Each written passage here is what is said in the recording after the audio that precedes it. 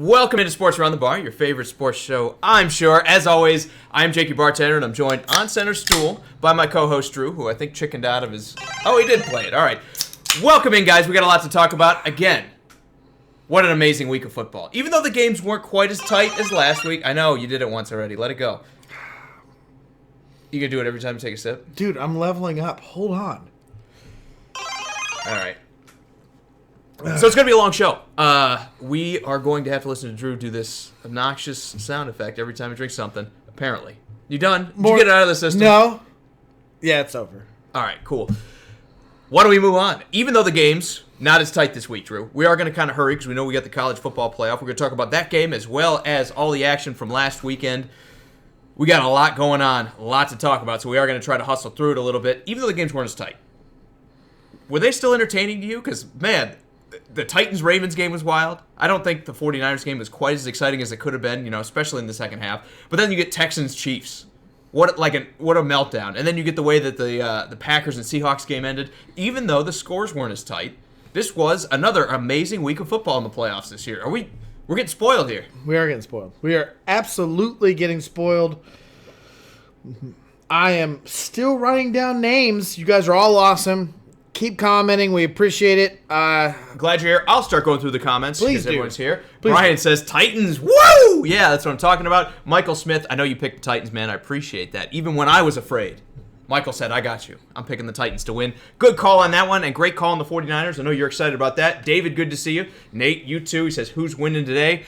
We will talk about that right before the game starts. We promise we'll get to it. We're going to try to get you out of here before that game starts. We're going to go a little bit faster than usual. I know what you're saying. Never going to happen. You guys never hurry through anything, and you're absolutely right. But we'll try. We'll give it our best. We'll do what we can. Frank, good to see you. Jeremy, too. We're going to move into it, guys.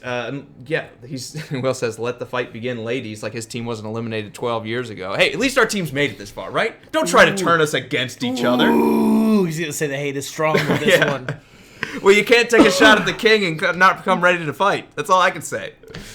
Did you say hi to everyone? I got through most people. Adam, good to see you too. Caslin, good to see you. Brian, good to see you. David, good to see you, man. Nate, you said hi to him. Chris, good to see you. Frank, it's always good to see you, man. Wish you would say more than just, hey, fellas. Absolutely. Be part of the show, Frank. We need you, man. We need you. Now, Cass says Titans definitely are seeming like the Cinderella story. And let me say this. If the Titans can go into Kansas City and slay the Red Menace, that is the Kansas City Chiefs, they are going to be...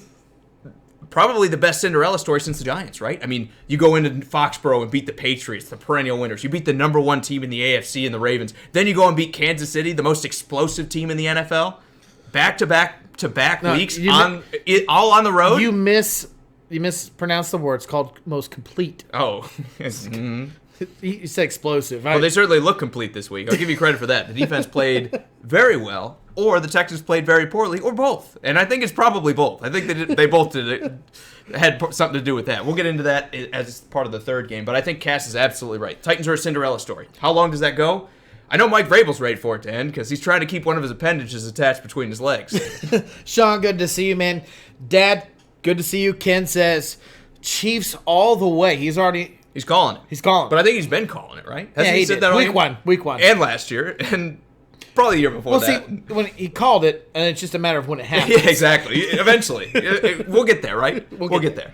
I agree. It's going to be a huge game. I know we're both going to be ready to go. I'm just glad it's the afternoon game. Because if it was the evening game right before we came on, it would be stressful. It would be tense. I am glad that we're going to get at least a couple hours to kind of decompress a little bit. You got to allow me to kind of get my drunk for at least a few hours before I get live. Good or bad.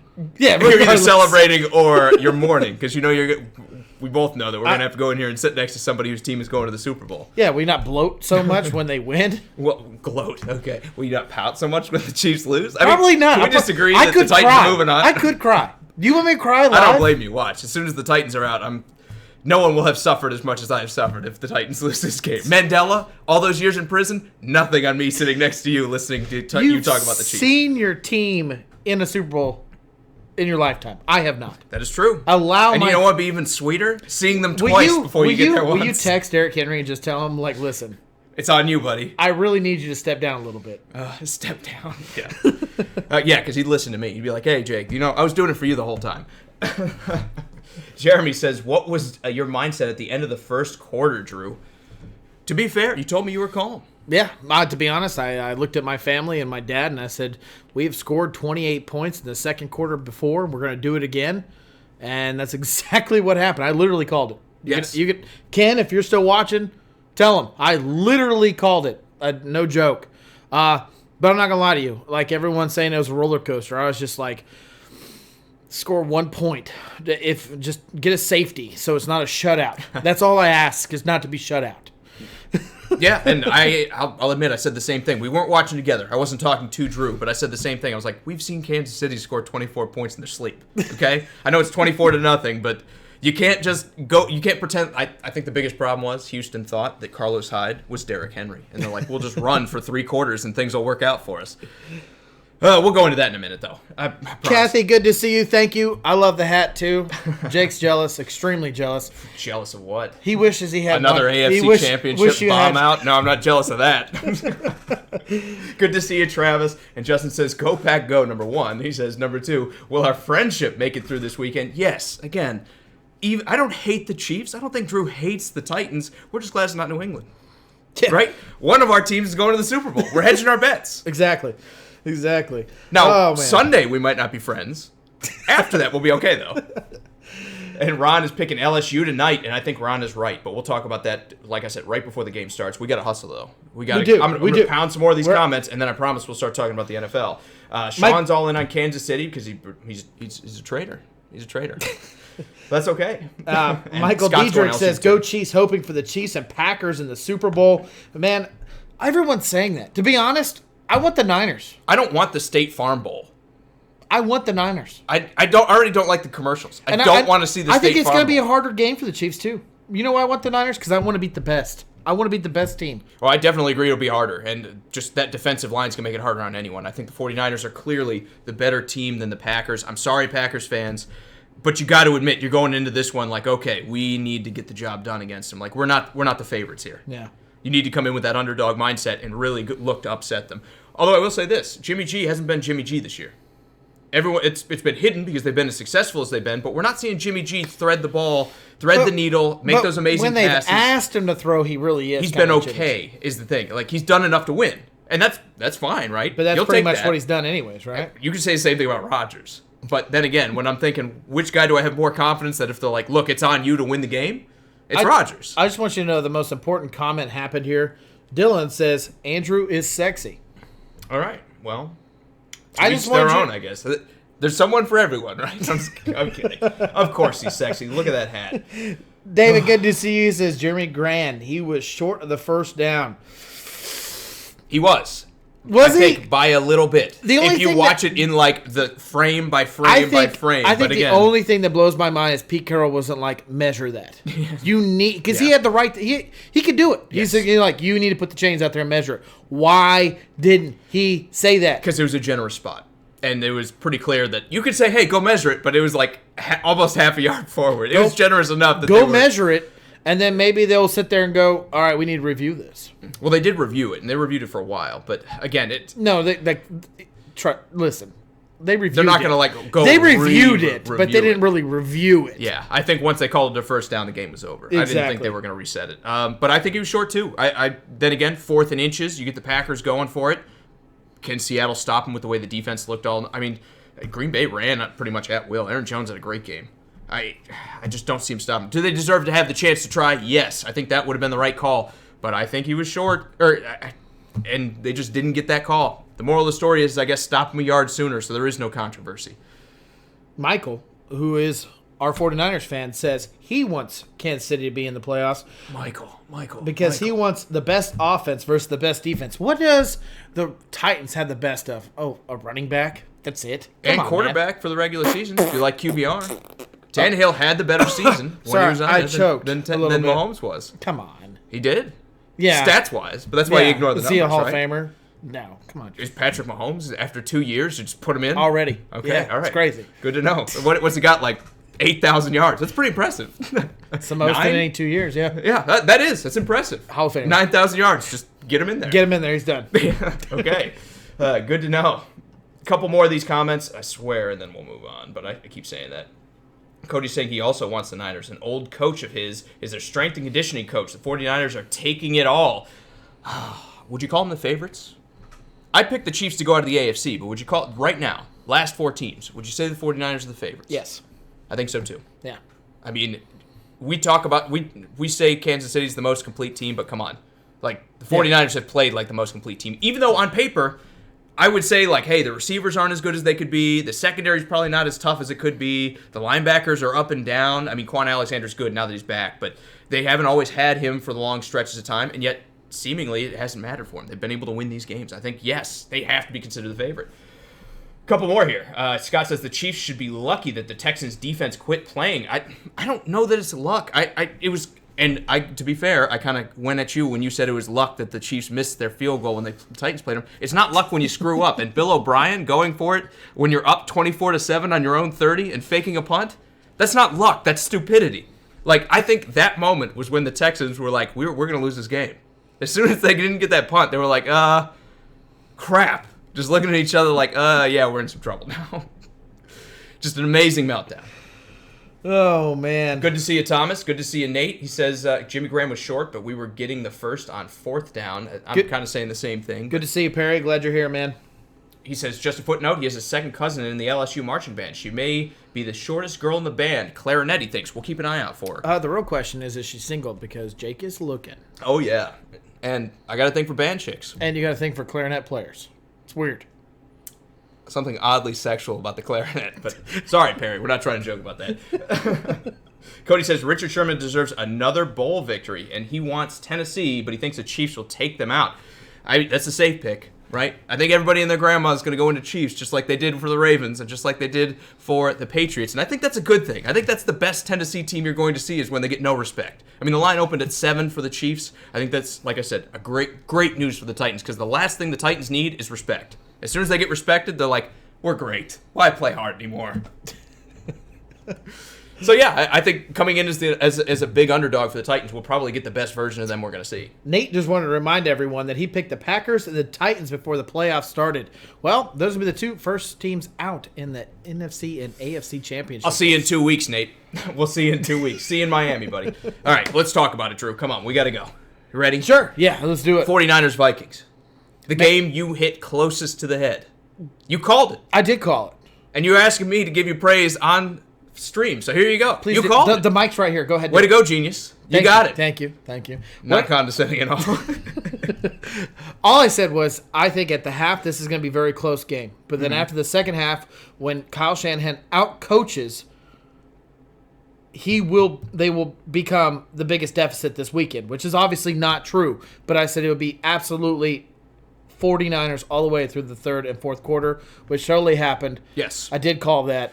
And I also said I felt like But there was things that you called, too, in this game. Yes, and I thank you. And I want to for give giving me you the credit for that. Thank you. I said the Vikings were going to lean too much on Dalvin Cook. I think their offensive line is somewhere around average, maybe slightly above average, but in this rebuilt form, not ready to go toe-to-toe with this 49ers defensive line that's just been killer all year long. And I think they leaned too much on Dalvin Cook. I think they were a little too stubborn and said we have an identity as opposed to doing other things that work and thinking a little bit outside the box. And I think that's what cost them. I think they leaned on Dalvin Cook too much. They should have tried to get him the ball in space more rather than just trying to run with him. It's just tough for these old blood coaches to get away from this is what we do well. But all the great coaches in the NFL, it's not about here's what I want to do. It's who do I have, who am I facing, and what's going to work, and that's what we're going to do. And I think the 49ers did a good job of that because they were very versatile through this game. I mean, they were throwing when I was like, okay, I was like, here comes a run, and then they throw. And I was like, here comes a pass. This is in my opinion, the only team that benefited from their bye week being a first seed or a second seed. They got Quan Alexander. They got Dee Ford back healthy. Yes. Both of them made huge additions to that defense. I want to give praise to the offense, but realistically, we kind of see the offense kind of stutter and back and forth. But this defense has stayed pretty solid. The addition of those 2 guys back into this team has made this team a legitimate scare for the rest of 4 teams left in the chance of winning a Super Bowl. And the Vikings aren't slouches. I'll give a little bit of credit to the offense. 27's good against the Vikings defense. And that's what I'm getting at is they held them. Mm-hmm. They held them in check. Absolutely. And you have to sit there and say those additions coming back, being healthy, the bye week, this is the only team that really took that and made it the best that they could. Absolutely. Okay, we'll move on. Let's talk about do it. Titans-Ravens, because this is the game everybody was... The Titans were dead in the rival, right? I mean, even the media. They were like, I think it was Colleen Wolfe, her favorite thing was, oh, thanks for beating the Patriots, but you can go home now, Titans. Well, we're not ready to go home yet. How about that? Castle's saying he's going the Titans. They have the heart and they seem humble just to be so far. Keep a level head and continue to stat forward. And he thinks that they could very well take it all. Well, the only thing I'll disagree with that is where you said they were humble. Because if you watch them after they beat the Ravens and they were making fun of Mark Ingram and going with the big trust and everything like that, it wasn't the most humble I've ever seen a team be. Like, they were living in the moment. How humble have they ever been? They're usually humble, and then they win a big game, and they're like, we're the best, and then they stink because they don't play hard, and then they humble themselves We live in the Nashville area. Yeah. And I see, like, every video those players put out, they're not very that humble. They're pretty humble, comparatively. They're not the Browns, if that's what you're trying to say. They're not the Browns. Okay, they're not wearing, like, $100,000 watches. They're pretty humble. I don't feel like it's that bad. You're giving them a bad rap. Oh. They're, it's probably ranked 16th in the NFL when it comes to humbleness. I don't know. I mean, what's the stats for that? I'll say this about the Titans game, though. I don't think anyone expected them to go up 14-0. I'll say this. The same thing I'm going to say about Deshaun Watson here in a second. Lamar Jackson did not look ready for the moment. And everyone's going to say, oh, look at the stats. And this is exactly why we say stats don't always tell the whole story. Because if you look at him on paper where he threw for over 300 yards and ran for over 100 and ESPN was quick to come out and try to defend their poster child for the whole season, that they've loved this guy and said, this is the first time anyone's ever done that. It was 28-6. And he had about 150 yards passing. And he had about 45 yards rushing. Yeah. That's not a good performance. It took the Titans dropping into prevent defense for him to put those numbers on the board. He did not look like he was ready. And kind of like I said about the Titans, it felt to me like the Ravens came into this game like, oh, we're going to win this. Is it going to be Kansas City or is it going to be Houston next week? I felt like that's how they went into that game. This team that the Ravens have and this offense they put up is a team that has to play from in front of the other team. Right. They cannot play from behind. And that's what killed them. I mean, realistically, that's it. You guys made Lamar Jackson throw, and he's just not ready to be that kind of quarterback. They play to play in front.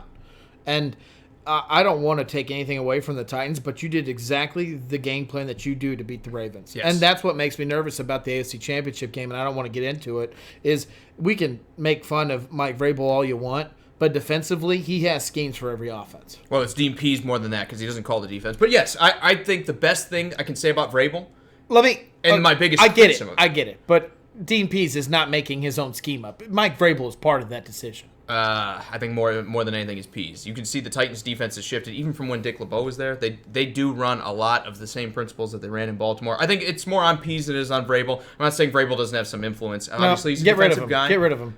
Oh, Vrabel? Yeah, I'm down. He's useless. I'm down. One thing I will say about Mike Vrabel. It's not like he got you the AFC Championship. One thing I will say, well, I think we got there despite Mike Vrabel, but that's just me. One thing I will say about Mike Vrabel, one of my biggest criticisms of him is he doesn't seem like he's always had the team ready to play. That hasn't been true for the playoffs.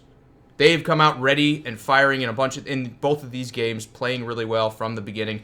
We didn't see that a lot this season. We saw them play really well in the second half. They were kind of slow starters. They haven't been slow starters in the playoffs. I think that has been Mike Vrabel's biggest impact is forget it, throw everything out the window. These past two games, I feel like he's done a very good job.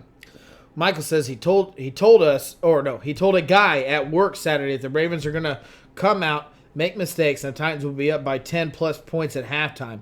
The Ravens would come out the third quarter, try to get back in the game and make more mistakes, and the Titans would just play their game, and the lead would be bigger. Well, it sounds like Michael called it.